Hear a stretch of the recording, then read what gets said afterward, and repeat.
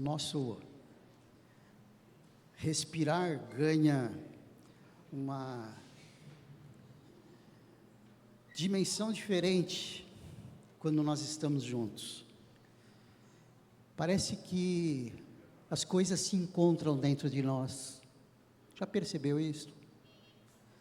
Você já percebeu o quanto a harmonia começa a fazer sentido dentro de nós, quando nós nos encontramos como igreja? Sabe por quê? Porque nós somos membros de um mesmo corpo. Nós fazemos parte da dinâmica deste corpo, que é o corpo de Cristo, que é a igreja de Jesus. Ou seja, a igreja de Jesus é este corpo do qual cada um de nós fazemos parte. E cada parte do seu corpo, pensando agora nos membros do seu corpo, eles ganham sentido quando estão juntos. Por isso é que nós sentimos essa paz, sentimos essa tranquilidade. Quando nós pensamos acerca do céu, nós pensamos num tempo de muita paz, que é muito, mas muito melhor e de muito mais qualificação do que isso que nós estamos sentindo agora, de formas que nós nem imaginamos a paz da presença de Deus nos céus, e o Senhor conquistou isso para nós. Que presente! Nenhum presente que nós recebemos na vida se igualam ao presente que veio da boa mão de Deus, nos dando a vida eterna. As coisas não terminam, como a maior parte dos seres humanos entendem, com o cessar da vida. As coisas começam numa dimensão diferente. Eu gosto muito de pensar isto, sabe por quê? Porque me dá muito mais sobrevida para o momento, para os momentos que a gente vive, momentos de preocupação, verdade, momentos de expectativa. É isso que esse mundo reserva para nós, é isso que essa dimensão reserva para nós. Mas pensando que o Senhor já conquistou para nós a plena paz. A gente fala plena paz, mas a gente não sabe o que é isso. Que bom, muito bom nós estarmos juntos, queridos. Mas não tem nada a ver com a mensagem, é apenas uma meditação no meu coração, acerca desse momento tão especial em que nós nos encontramos como igreja, que vai muito além do exercício mecânico de uma atividade, muito mais. E esse momento de nós pararmos agora para ouvirmos a sua voz, ele é um momento ímpar. O pastor Fernando ali, agora há pouco, a gente estava comentando sobre algumas coisas do culto, e ele usou uma expressão assim, ou seja, eu faço isso, depois você entrega a palavra. Fê, esse entrega a palavra soou profundo.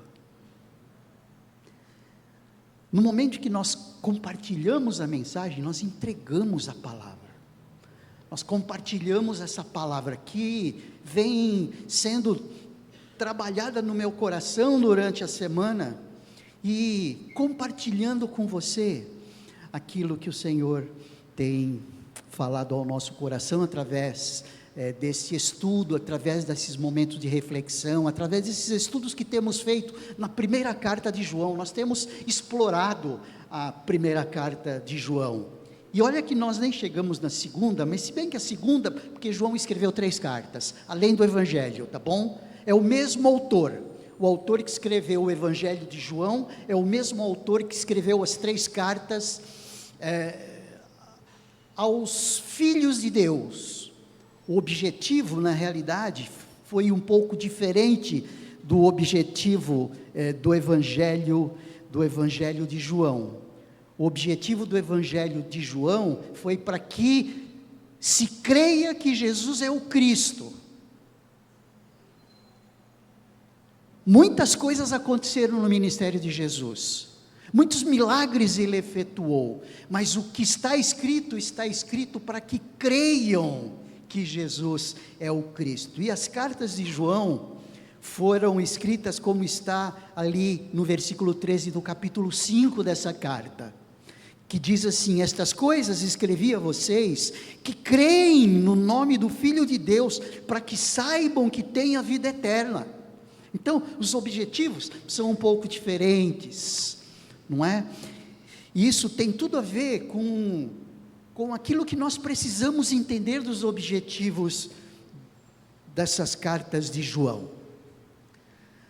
Nós temos aí comentado, já a gente vai ler o texto, que está do capítulo 2, versículo 18 ao versículo 27, depois o capítulo 4, do versículo 1 ao versículo 3, daqui a pouco a gente lê, mas só para a gente poder pegar o fio da meada, sabe, para a gente poder retomar sem muita dificuldade aí. Nós começamos a ver, logo no início da carta que o apóstolo João escreve, que ele fala da comunhão como elemento principal e o elemento basilar de tudo aquilo que ele vem escrevendo daí para frente. Porque sem comunhão com Deus, não existe avaliação de integridade. Sem comunhão com Deus, não existe possibilidade de ouvir a voz. A gente só consegue ouvir a voz de alguém quando a gente está juntinho dele. Quando nós estamos em comunhão com Deus, nós conseguimos ouvir a voz de Deus, e a palavra que Deus nos entrega vem através dessa comunhão. Então essa comunhão é básica. Por isso é que ele diz: o que desde o princípio, o que era desde o princípio, o que ouvimos, o que vimos com os nossos próprios olhos, o que contemplamos e as nossas mãos apalparam a respeito do verbo da vida, a vida se manifestou e nós a vimos e dela damos testemunho, anunciamos a vocês a vida eterna que estava com o Pai e nos foi manifestada. O que vimos e ouvimos anunciamos também a vocês, para que todos também tenham comunhão conosco. Então esse é o objetivo. A comunhão que João tinha com o Pai, que tem a ver com a comunhão que Jesus tinha na Trindade, ou tem na Trindade, João tinha pelo contato que ele teve com Jesus, e nós, pelo contato que temos com Cristo, pela experiência que temos com Cristo e pelo testemunho de João, nós também temos comunhão com Ele. Então isso é que vai fazer com que a gente consiga entender os projetos de Deus, entender os planos de Deus. Então a comunhão é básica. Sem comunhão não existe comunicação. Isso faz sentido, muito sentido. E quem é que possibilitou essa comunhão? O verbo, a palavra. É o que vem dizendo aqui: o que vimos, anunciamos também a vocês, para que vocês também tenham comunhão conosco. Ora, a nossa comunhão é com o Pai e com o seu Filho Jesus Cristo. E ele vem falando desde da primeira frase do capítulo 1, versículo 1, o que era desde o princípio.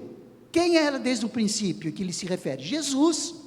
Então, quem é que possibilitou essa comunhão imprescindível para que a gente possa ouvir a palavra, ouvir os projetos de Deus? O verbo, Cristo Jesus. Então Jesus é a base principal da nossa comunhão, e a nossa comunhão é a base principal da nossa alegria. Só dando uma explicação aí, quando a gente fala verbo é uma palavra de ação, estar, fazer. Então é algo que induz a ação, mas no sentido teológico, no sentido técnico teológico, tem a ver com Cristo Jesus. Então, no sentido técnico teológico, a palavra verbo, que é a tradução para o original logos, que é a origem da vida, refere-se a Jesus.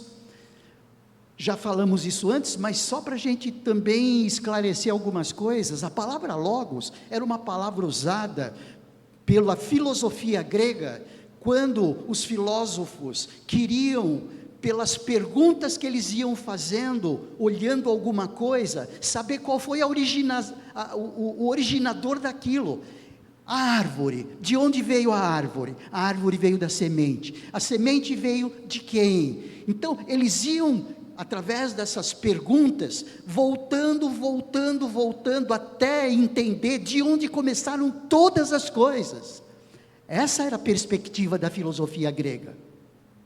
De onde veio a mesa? A mesa veio da madeira. A madeira veio da onde? A madeira veio da árvore. A árvore veio da onde? Perceberam a ideia da filosofia grega? Era através dessas perguntas, cujas respostas iriam dando a ele cada vez mais o indício de onde surgiram todas as coisas. E é essa palavra que é designada para Cristo, o originador de todas as coisas. Por isso é que ele diz ali, o que era desde o princípio, o que ouvimos, o que vimos, os nossos próprios olhos o contemplamos, ou seja, aquele que iniciou todas as coisas. João apalpou, uau, João viu, João ouviu, aquele que iniciou todas as coisas, o Deus Todo-Poderoso, que criou todas as coisas, como Gênesis lá no capítulo 1 nos diz, é o próprio Deus encarnado, Cristo, que se aproximou de nós para nos reconciliar com Ele. Gente, então, a base da nossa comunhão está aí, por isso que esses primeiros 4 versículos, eles são vitais, para a gente entender tudo mais que essa carta ensina para nós, ou tudo mais o que Deus quer nos ensinar através dessa carta. E é através dessa base que nós podemos aferir a nossa integridade. A nossa integridade espiritual, que afere a nossa integridade emocional, que afere a nossa integridade física, que afere a nossa integridade ética, depende dessa comunhão com Deus. Por isso é que nós começamos a dizer que o verdadeiro cristão, ele passa por provas, prova doutrinária, prova social e prova moral. Já vimos algumas delas. Vimos um pouquinho da prova doutrinária, está um pouquinho de eco para mim aqui. Um pouquinho dessa prova doutrinária, através do capítulo 1. Alguém do som poderia me ajudar?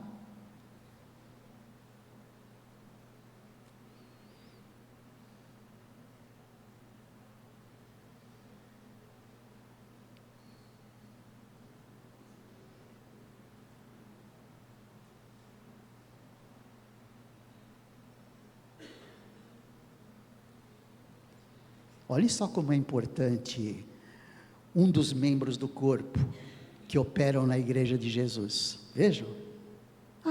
Está lá atrás, sem importância, nada. A mensagem, a palavra, ela fica bloqueada ali. Está com um pouquinho de eco para mim aqui, Francisco.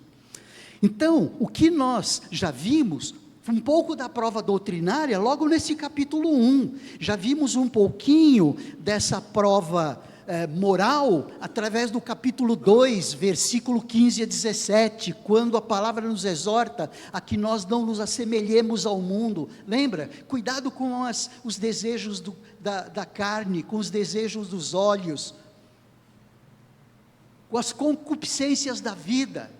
Cuidado com isso. Então, é uma prova moral. Então, tanto essa prova doutrinária, quanto essa prova moral, e quanto essa prova social, que tem a ver com o amor cristão, que vimos domingo passado, aquilatam a nossa integridade espiritual, permitem que nós estejamos fazendo ajustes. Ou você acha que não precisa fazer ajuste nenhum? Estamos precisando fazer ajuste sempre. Então, é muito importante, ou seja, essa carta do evangelista João, que escreveu as cartas, ele vem dizendo para nós e dando dicas para nós, não só para os interlocutores de João, mas para nós também, que ouvimos essa palavra, porque Através dela nós crescemos, através dela nós medimos a nossa integridade.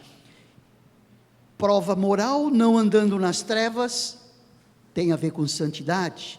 Prova social, tendo comunhão uns com os outros, amando-nos como Cristo nos amou. Domingo passado nós exploramos bem isso. Através da consciência de que somos pecadores, mas confessando os nossos pecados, nós estaremos trabalhando na dimensão como Deus diz para que a gente trabalhe. Ali no capítulo 1, versículo 8 e versículo 9, aquele que diz que não tem pecado é mentiroso, mas aquele que confessa o seu pecado, ele é fiel e justo para perdoar os nossos pecados. O que faz, em termos de prova doutrinária, novamente, nós entendermos que Jesus é o nosso advogado, que Jesus é o nosso propiciador, aquele que se ofereceu como contrapartida à ira de Deus sobre nós, levando sobre os seus ombros os nossos pecados. Então a ira de Deus foi satisfeita na crucificação do Cristo encarnado, do Deus encarnado. Prova doutrinária, percebe a importância de nós entendermos isto? Gente, se nós não entendermos o elemento motivador que nos impulsionou à vida eterna, nós não temos a vida eterna. E essa perspectiva vem através da ação do Espírito Santo no nosso coração, que é a prova doutrinária de que nós entendemos o projeto de Deus para o ser humano. Então, tudo isso é muito, muito importante, são provas que atestam o verdadeiro cristianismo que nós vivemos. Enfim, vimos bastante aí da prova moral, da prova social, da prova doutrinária, e vamos continuar falando da prova doutrinária. Quando nós olhamos, agora sim, quando nós olhamos o texto que está a seguir aí, do capítulo 2, versículo 18 ao versículo 29, nós vemos algo que precisamos estar alertas. Então é um alerta de Deus, assim como o apóstolo João alertou os seus interlocutores em relação a este problema, esses problemas continuam de uma forma diferente, de um contexto diferente, e é isso que a gente precisa pegar. Isso é prova doutrinária, precisamos entender os alertas contra o espírito do anticristo que já está em ação no mundo. Gente, isso é doutrina. Será que nós estamos conscientes dessa ação do anticristo que já está em ação no mundo? Primeiro, quem é o anticristo, né? Quem é esse tal aí? Quem é esse anticristo? E esse espírito do anticristo, como ele se manifesta hoje? Então, o apóstolo João, ele vem nos ensinando aqui algumas coisas, que é o que nós vamos trabalhar nesta manhã. Os alertas contra o espírito do anticristo já está em ação no mundo. E para uma questão de reflexão, gente, uma questão de reflexão, o quanto estamos contribuindo para essa ação dele?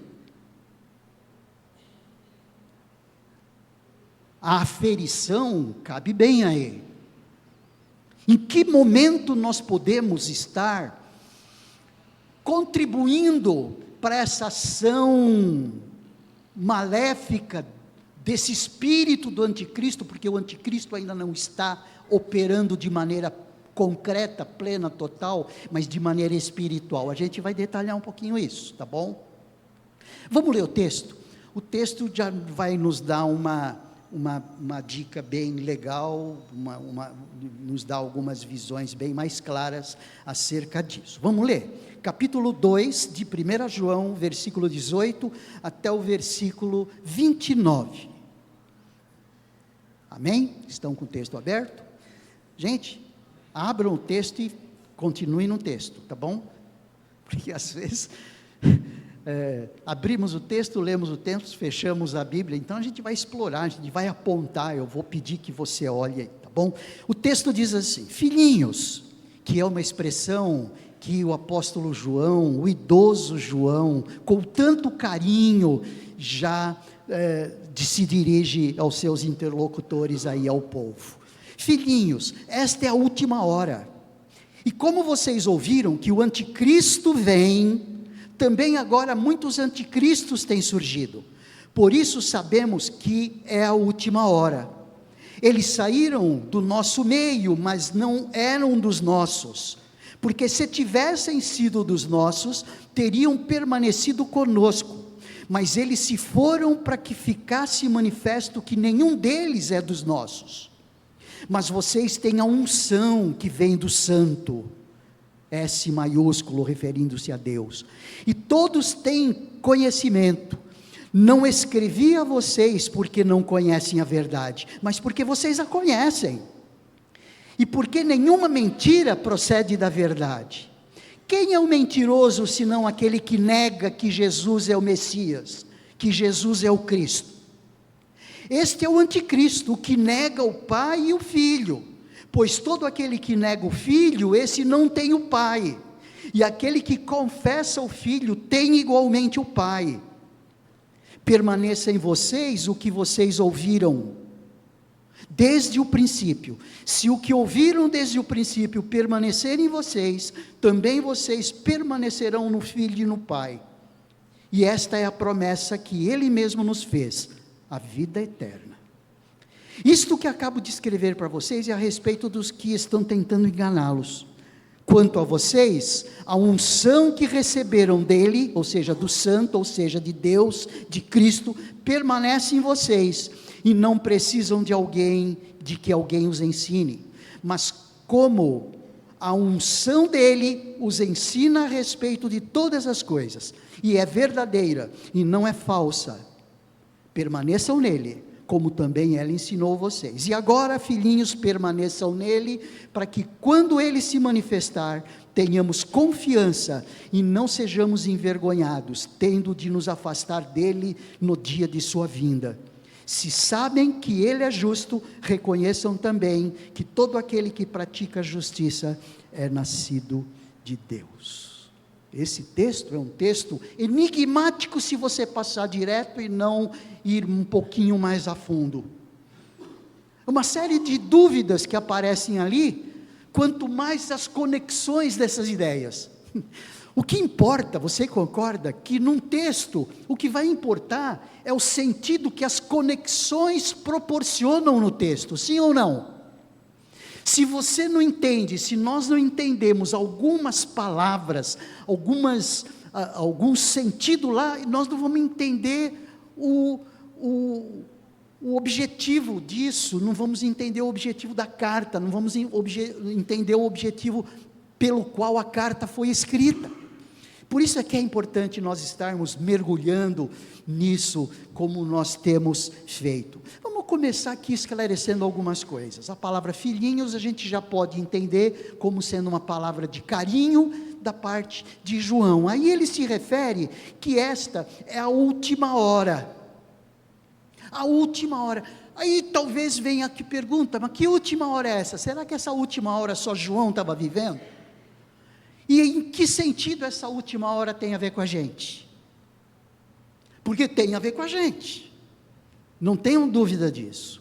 Então, essa palavra última hora, ela tem dupla conotação. Uma, a conotação da vinda do anticristo, da chegada do anticristo. O anticristo é a besta do Apocalipse, é aquele que procurará se assentar no lugar de Deus, aquele que procurará ser como Cristo. Tanto é que esse anticristo, como explica o texto lá de Apocalipse, nós não vamos entrar em detalhes aqui, tá bom? Isso é algo que precisamos entrar de maneira especial, que se assentará no lugar de Cristo para enganar as nações, como se ele fosse o Messias, como se ele fosse o escolhido. O anticristo é aquele que é contra Cristo, aquele que procura neutralizar a Cristo e procura mostrar para as pessoas quem Cristo é da perspectiva dele. Então, uma delas é essa, o anticristo. Quando nós olhamos em 2 Tessalonicenses, abra sua Bíblia aí em 2 aos Tessalonicenses, quando o apóstolo Paulo fala um pouquinho desse anticristo, que é uma das conotações, e a gente precisa pegar isso. Ali no versículo 2, o versículo 3, ali de 2 aos Tessalonicenses, diz ali: ninguém de modo nenhum,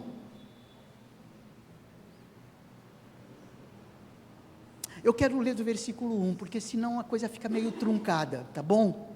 Para a gente entender melhor. Olha só, do versículo 1 ao versículo 3.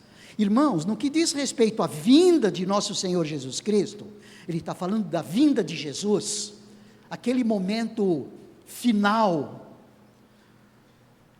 e a nossa reunião com ele, pedimos que vocês não deixem se demover facilmente de seu modo de pensar, nem fiquem perturbados, quer por espírito, quer por palavra, quer por carta, como se procedesse de nós, dando a entender que o dia do Senhor já chegou, porque tinha alguns que estavam dizendo que o dia do Senhor já tinha chegado, ou ia chegar agora, ou ia chegar daqui 10 minutos, ia chegar em 1900 e tralalá. Mas aí ele diz: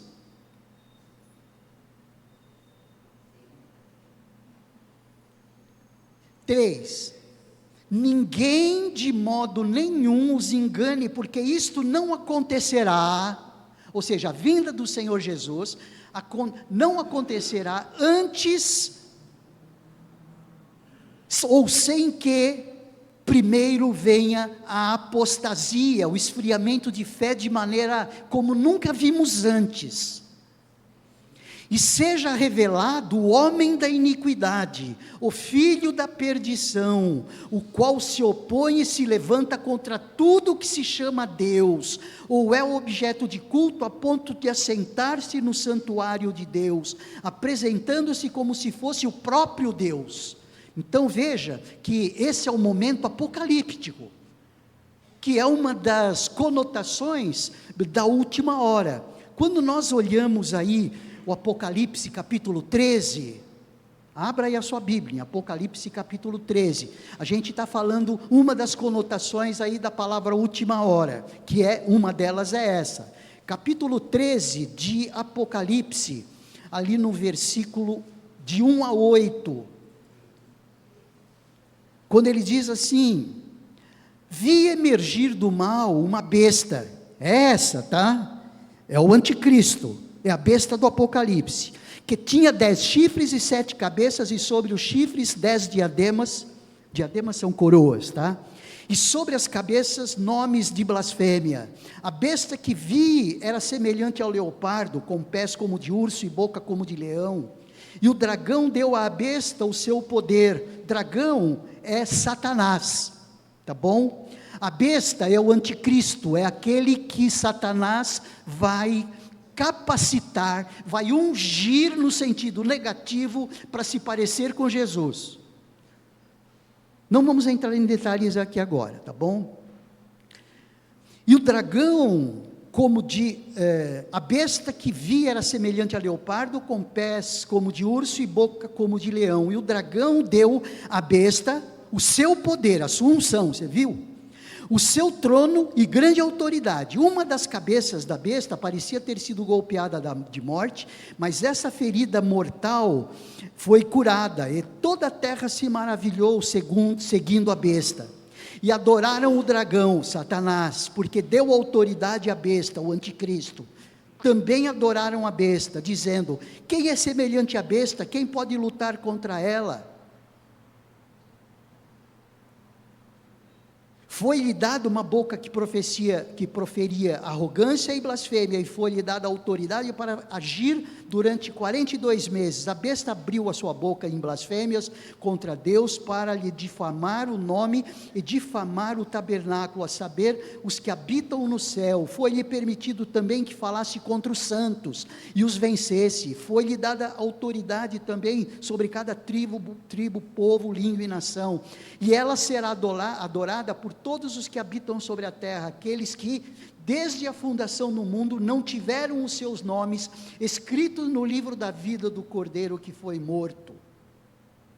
Se alguém tem ouvidos, ouça. Então, esse texto aqui, que o apóstolo João menciona, de ter chegado a hora, e ele se refere que o anticristo vem, ele está falando disso, algo apocalíptico, algo que irá acontecer de maneira magnífica, algo que, segundo um dos teólogos, Russell Champlin, diz que o cúmulo da maldade no mundo será percebida.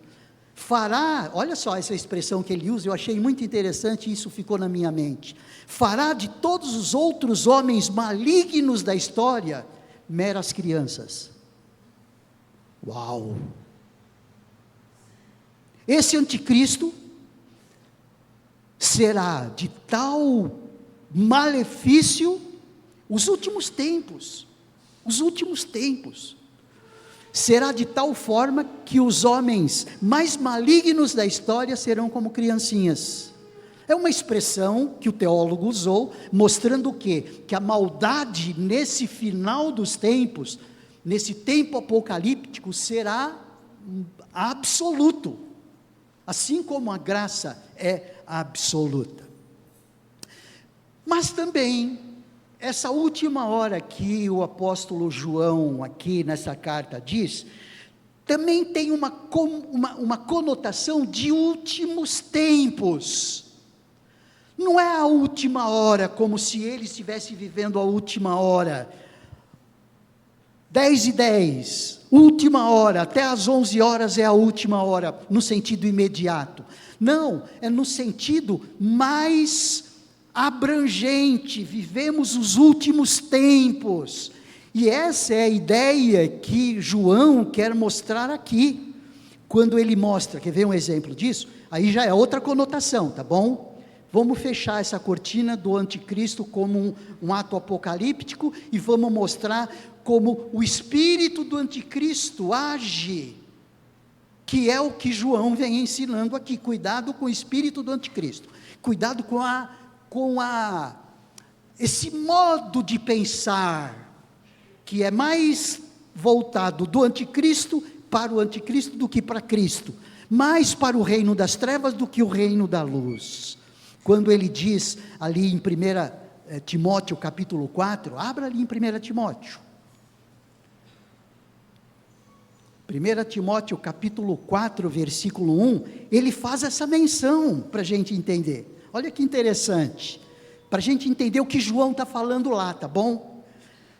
Ali no versículo 1 de 1 Timóteo, ele diz assim: ora, o Espírito maiúsculo, o Espírito Santo, afirma expressamente que nos últimos tempos, alguns apostatarão da fé, por obedecerem a espíritos enganadores e ensinos de demônios. Então, esses últimos tempos, é o quê? São nos últimos momentos. Isso tem a ver com, após a instauração do reino, feita por Cristo, até o final dos tempos. Essa é a última hora. Jesus chamou de a hora já chegou. Agora é o momento, agora, não aquele momento de Cristo, mas o momento a partir desse, é o momento da graça, é o tempo da graça, é o tempo que estamos vivendo, é o tempo que os apóstolos viveram, é o tempo que Paulo viveu, é o tempo que os homens de fé, os homens de Deus viveram nos séculos seguintes, primeiro século, segundo século, terceiro, quarto, quinto, 15º século, século 20, século 21, esses são os últimos tempos. E é exatamente isso, a gente vê isso, gente. Não vê isso. A gente não vê esse espírito da apostasia cada vez mais furioso, cada vez mais presente. E o apóstolo Paulo já fala, apostasia dos últimos tempos. Ele fala dos últimos tempos, por quê? Porque eles tinham a perspectiva da volta de Jesus rápida. Mas como Jesus não veio ainda, continua em voga, continua em ação os últimos tempos. Vivemos os últimos tempos. Uma outra forma da gente entender isso é 2 Timóteo capítulo 3. E aí a gente vai entender, entende cada vez mais. Capítulo 3, nos primeiros versículos, ele diz assim, olha, é logo na carta seguinte: mas você precisa saber disto, nos últimos dias, aliás, últimos tempos, última hora, sobrevirão tempos difíceis, pois os seres humanos serão egoístas, avarentos, orgulhosos, arrogantes, blasfemadores, desobedientes aos pais, ingratos, ímpios, sem afeição natural, implacáveis, caluniadores, sem domínio de si, cruéis, inimigos do bem, traidores, atrevidos, convencidos, mais amigos dos prazeres do que amigos de Deus, tendo forma de piedade, ou seja, de muito santinho, mas negando o poder dela através das atitudes. Esse através das atitudes é minha, tá? Fique longe também deles. Então, o que o apóstolo Paulo está ensinando aqui, é o que o apóstolo João está ensinando ali em relação à última hora, o apóstolo Paulo também ensinou, lá em 2 aos Tessalonicenses capítulo 2, dizendo acerca do tempo apocalíptico, ou o apóstolo Paulo ensinando em 1 Timóteo capítulo 4 e 2 Timóteo capítulo 3. Então o que ele está dizendo aqui de última hora, realmente, são as características do tempo, e não duração de tempo. Essa última hora não é duração de tempo cronos, essa última hora é tempo no sentido de qualidade, em termos de característica de tempo, últimos tempos.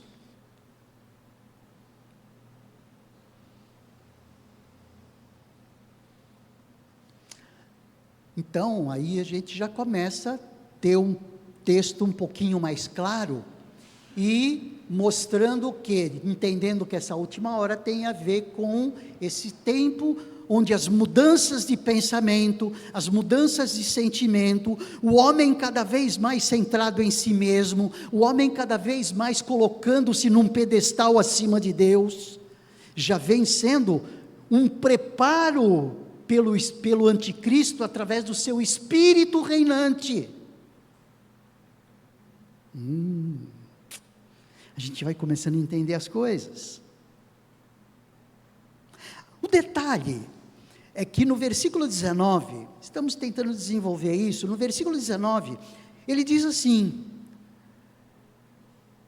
eles, porque ele fala de muitos anticristos têm surgindo, porque ele não fala aqui do anticristo como sendo a besta do Apocalipse, ele fala dos anticristos, ou seja, das pessoas que adotam a mesma filosofia de pensamento do anticristo, porque ele fala de anticristos, muitos anticristos têm surgido, por isso sabemos que é a última hora, e eles saíram do nosso meio, mas não eram dos nossos. O que o texto diz aqui, é que dentro da igreja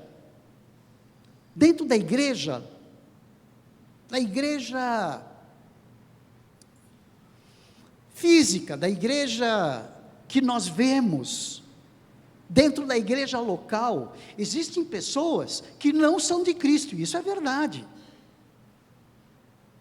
Nem todo aquele que diz Senhor, Senhor entrará ao reino dos céus.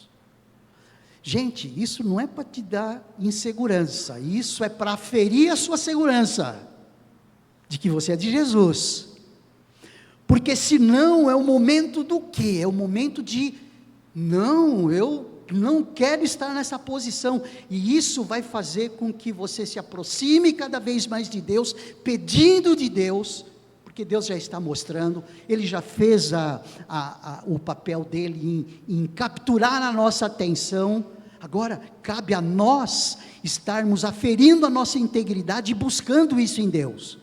Eu não estou falando de conquistar a graça, porque a graça não se conquista, a graça é dada, mas a graça é dada de diversas formas. A graça é dada avisando e colocando no nosso coração uma demanda na direção dEle. Percebe? Isso é manifestação de graça, porque quem é que nos faz sentir de Deus, senão o próprio Deus?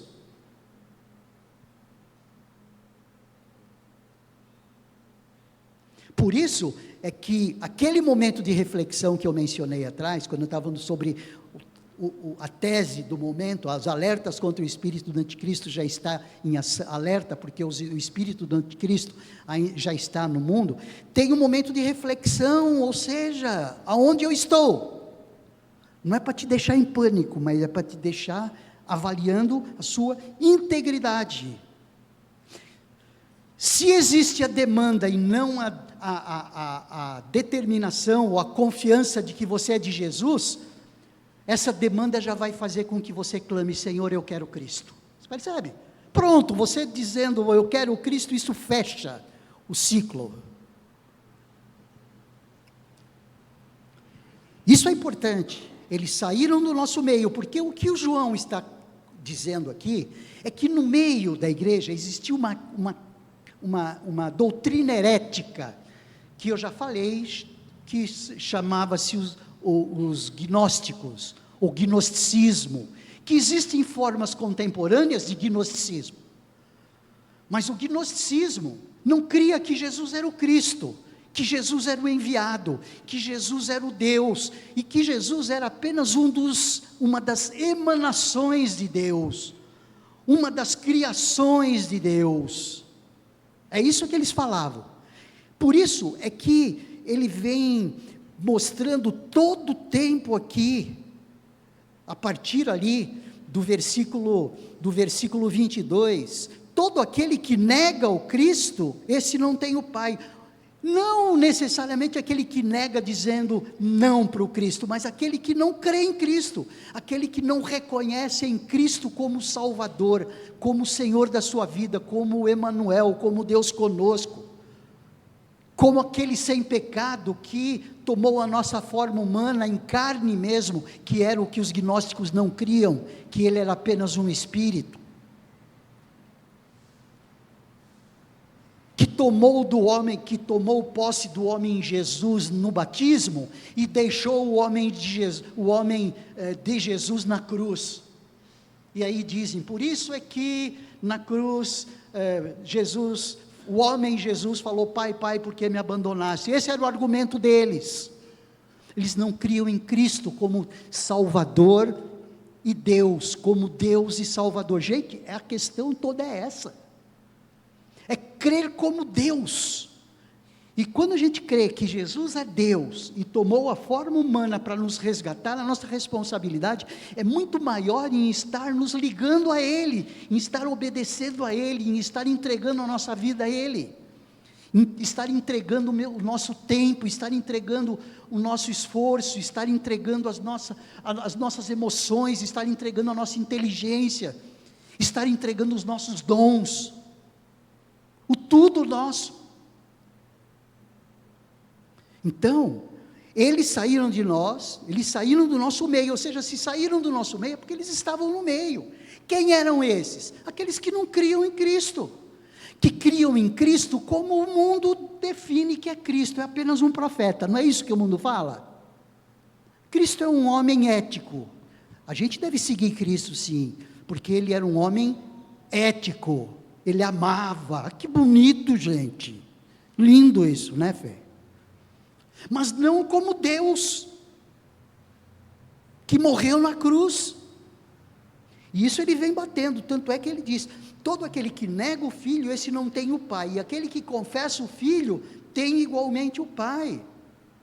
Quando Jesus falou para os fariseus, ele falou: vocês não me conhecem e nem conhecem ao meu Pai, porque se vocês conhecessem o Pai, vocês creriam em mim.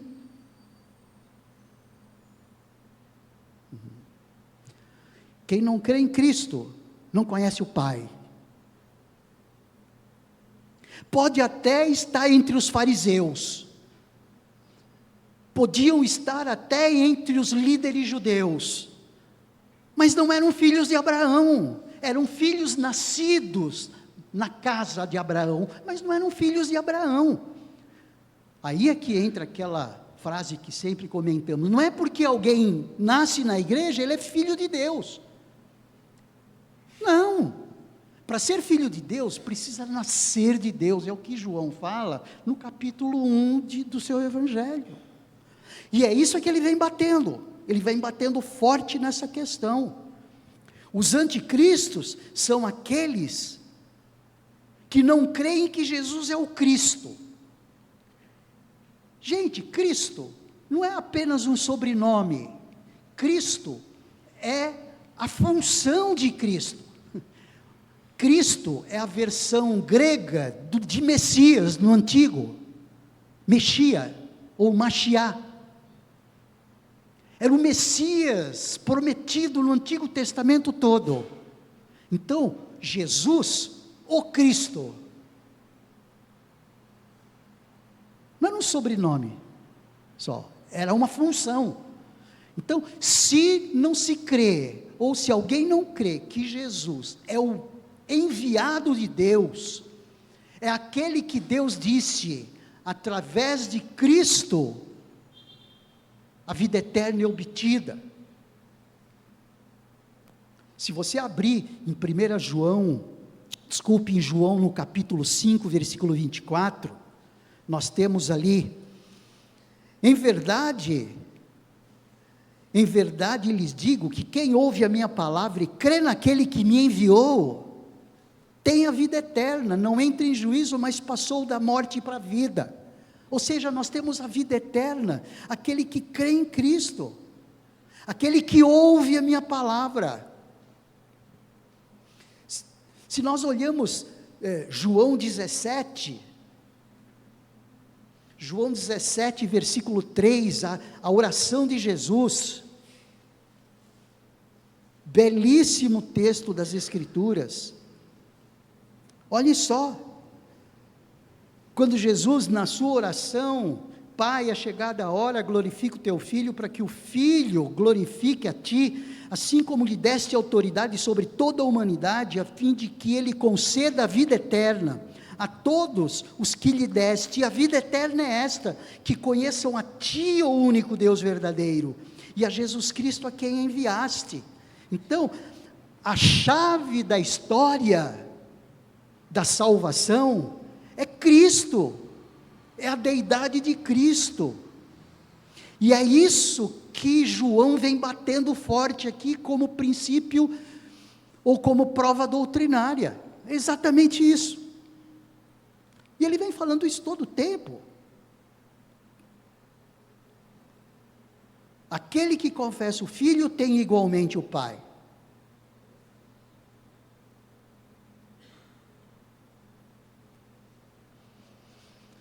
Que momento de aferição magnífico é este, de avaliar a nossa integridade espiritual. Gente, as coisas não são supérfluas, as coisas são profundas. Nascer de Deus é algo que jamais esquecemos. Na década de 80, apareceu muito forte um quadro de uma foto que tiraram dos Andes, e tirando essa foto do alto, parecia sombras claras e sombras escuras, mas dependendo do ângulo que você via, e em determinado momento você via a caricatura de Jesus, com os cabelos, os olhos, a boca, e embaixo do quadro estava escrito assim: quem vê jamais esquece.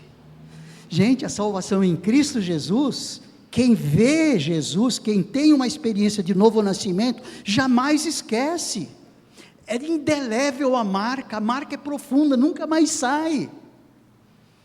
Então, você percebe que não é algo assim, do nada, que acontece. Não, é algo profundo. Nascer de Deus é mais profundo do que nascer como homem, como vida humana.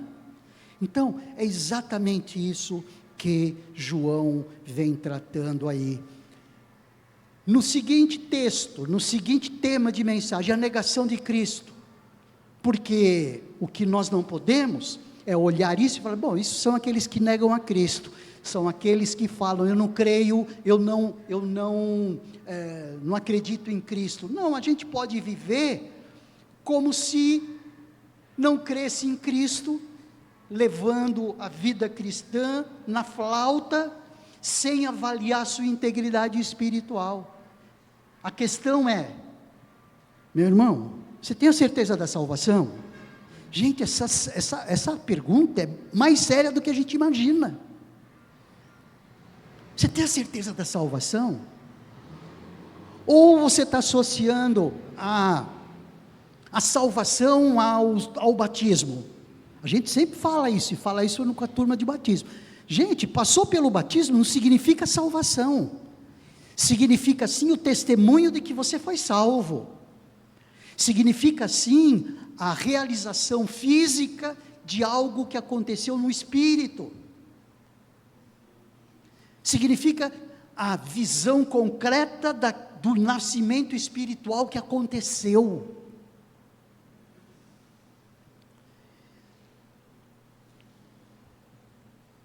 Quanto estamos contribuindo para essa ação, é uma boa reflexão para avaliarmos a nossa salvação. E se isso está incomodando o seu coração, já é uma grande coisa. Porque foi esse incômodo de coração que fez com que, ali em Atos, no capítulo 2, abra sua Bíblia ali em Atos, logo depois da chegada do Espírito Santo, ali num Pentecostes, o apóstolo Pedro começou a pregar de maneira tão efusiva, estava escondido até então, chegou o Espírito, virou o mais valente de todos, não é? O mais corajoso de todos.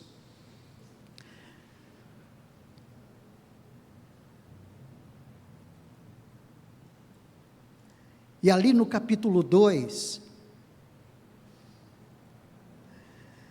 quando ouviram isso, ali no versículo 37, quando o povo ouviu tudo aquilo que Pedro tinha pregado, eles ficaram muito comovidos e perguntaram a Pedro e aos demais, que faremos, irmãos?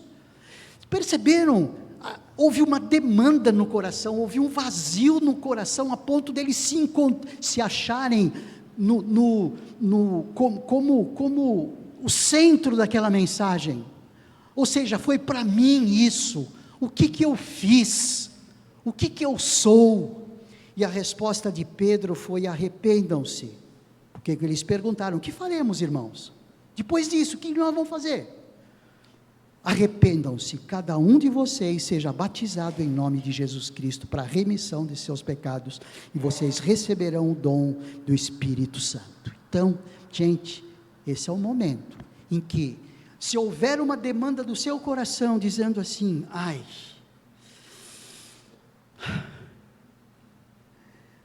Deus é quem está abrindo esse buraco em você, para que você se abra a Deus, e quem sabe, que faremos então? Na mesma palavra de Pedro, na mesma palavra daqueles que ouviram: arrependam-se e sejam batizados em nome de Cristo Jesus.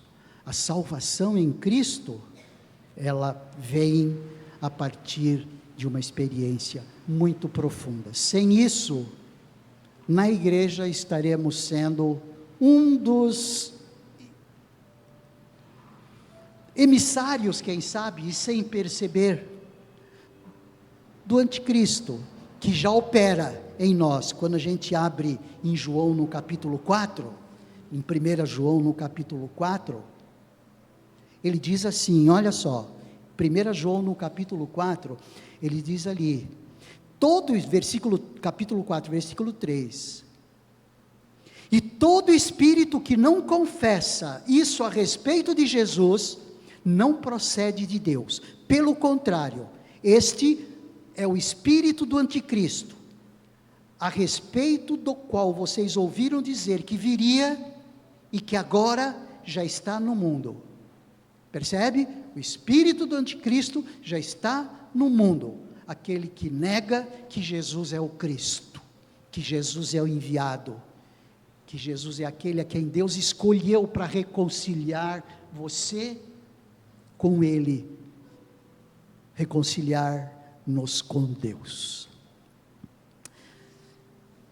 Vamos orar e pedir que esse buraco no nosso coração, caso você ainda não recebeu a Jesus como seu Salvador, se você não crê que Jesus é aquele que realmente é, não aquele que você acha que Ele é, não, aquele que é.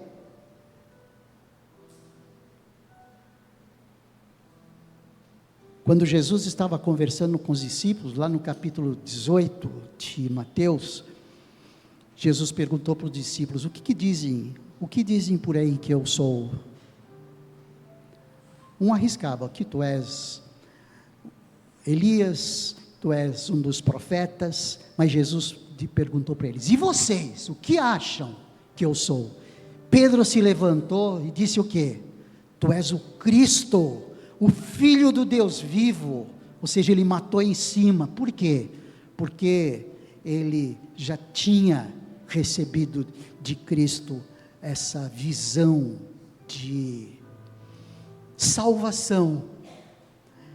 Aquele vazio do coração de Pedro tinha sido preenchido. Gente, eu quero dizer para você que o vazio que tinha no meu coração até o terceiro domingo do mês de junho de 1978 foi preenchido. Minha vida mudou.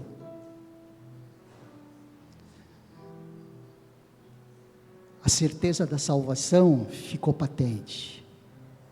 As coisas do reino ficaram mais claras. Ainda não absolutamente claras, porque ficarão absolutamente claras no céu. O meu desejo é que você já tenha esse seu interior preenchido com a cruz de Cristo, porque o vazio que o homem tem no seu coração tem esse formato, o formato da cruz. E quem ainda não tem esse preenchimento, é o momento de dizer: Senhor, eu quero o Senhor. Feche os seus olhos, só para não intimidar você. Eu quero perguntar: alguém aqui sente no coração que esse vazio ficou mais claro agora e que precisa de Jesus para preencher? Levante sua mão. Ninguém está vendo. Alguém que não sentiu isso antes e agora deseja dizer assim: não, isso ficou patente em mim agora. Naquele domingo de junho de 1978, o pastor Rubens Lopes fez esse apelo continuamente. Ele chegou a ser cansativo, e eu titubeei para tomar uma decisão ali, mas foi a melhor decisão que eu tomei no mundo. Alguém? Senhor Deus, nós queremos continuar orando, para que continue havendo demanda no nosso coração, caso alguém ainda não te conheça como Salvador e como Senhor. Oramos em nome de Jesus, amém, amém. Vamos ficar em pé, vamos cantar, querido.